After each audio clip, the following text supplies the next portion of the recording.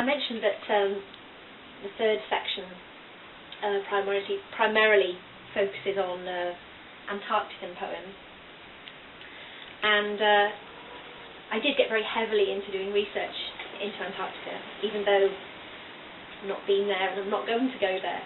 I did become quite obsessed with reading about Antarctica, about journeys in Antarctica, and about climate change and environmental issues that involved in that particular area of the world. And while I was very, very heavily into doing all the research, I started to have a series of dreams. Quite surreal dreams, actually, in retrospect. In fact, at the time they felt pretty surreal as well. I dreamt that, over a whole series of a few weeks actually, that I was metamorphosizing or changing into a penguin. Quite alarming. But, however, I thought, okay, go with it, maybe I can get a poem from it. So this particular poem, Metamorphosis, had as its, I suppose, as the inspiration, these series of very bizarre dreams.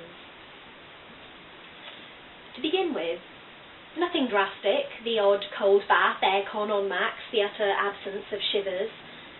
Then the skin tingles, each pore forcing the shaft of a feather force like a lid with a push-through straw. I go right off garlic crisps, samosas, bright red curtains, Gauguin prints. If I must stay indoors, I want plain white tiles, a single chilled porcelain sink. And oh, the fingers useless as if mittened and stretched, the tips skimming the floor, scissors, chopsticks, forks, all binned. Breasts blend with belly, waist, hips. I'm lugging a 250-litre rucksack in an outsized black wetsuit and wellies. My tears taste of fish. Fresh fears keep me from sleeping, the flecked throats of bull seals, ice melt, oil slicks. I make a nest from the last strands in my hairbrush, and what I once knew as pencils and string. Soon I must force this hard, new truth between my legs and hatch it.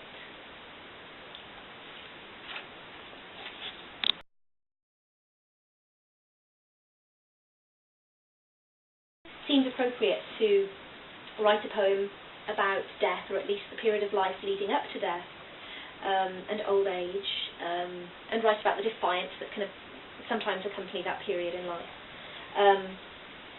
and also some of the weariness.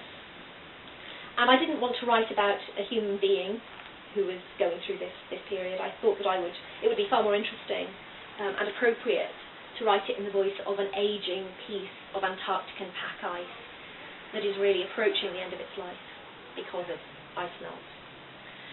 So this is The Ice is Wearing Purple, taken from Jenny Joseph's, the title taken from When I'm an Old Woman I Will Wear Purple, a very famous poem. The Ice is Wearing Purple.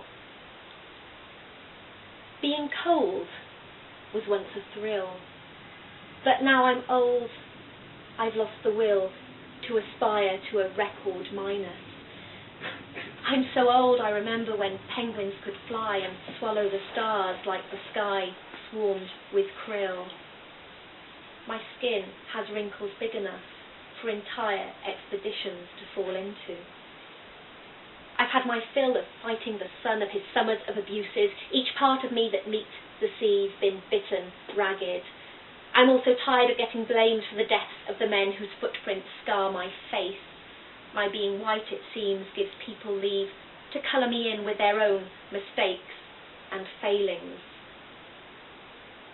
So now, as I approach my final melting, I've no urge to think of drenching the thrills of the world. Instead, I dream of sinking every nation, hearing history splutter as it goes under, sweeping all the years of myth and bluster away.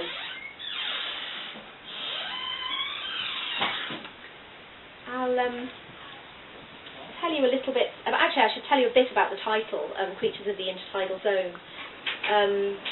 Having got the collection together and it was ready, I suppose, for publication. And I still didn't have a title. I think titles are obviously often the most difficult thing to come by. And then I remembered that I'd been to a marine exhibition when I was in Newfoundland, which was about the creatures of the intertidal zone.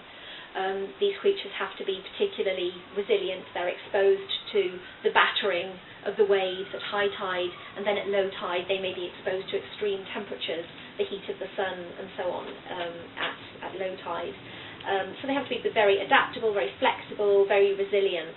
And I started to realise that all of the creatures and characters that I'd been writing about, from the gradually melting penguin in defrosting to Gudrid, to the melting Antarctican pack ice, all in their own way seemed to me to be a creature of the intertidal zone. So that's how the title came about. I shall end with a poem that is a poem that I would love to do if ever I got the opportunity to, and this is incredibly unlikely, probably impossible, on Radio 4's Thought for the Day. And it's a bit of a rant. Again, it's got the environmental thread running through it, and it's simply called Thought for the Day. God's improbable, God's that deep ocean life which thrives beneath the rough ice shelf, though deprived of air and sunlight like those thoughts we dare not recognise. God's totally white, and God's the krill-rich penguin shit which stains the white pink. God's the chick which will die if it leaves its parent's pouch in under a minute.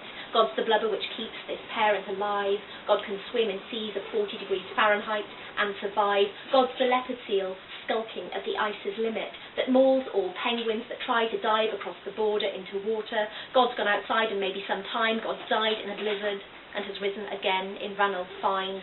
God spouts misty lies from the blowholes of orcas. God sold his soul to the South Magnetic Pole and won't quit shifting. God is getting hot. Big chunks of God keep breaking off. God will force the waters of the world to rise, and he'll capsize much more than a lone Pacific atoll. For God knows that most people have stopped believing in ice.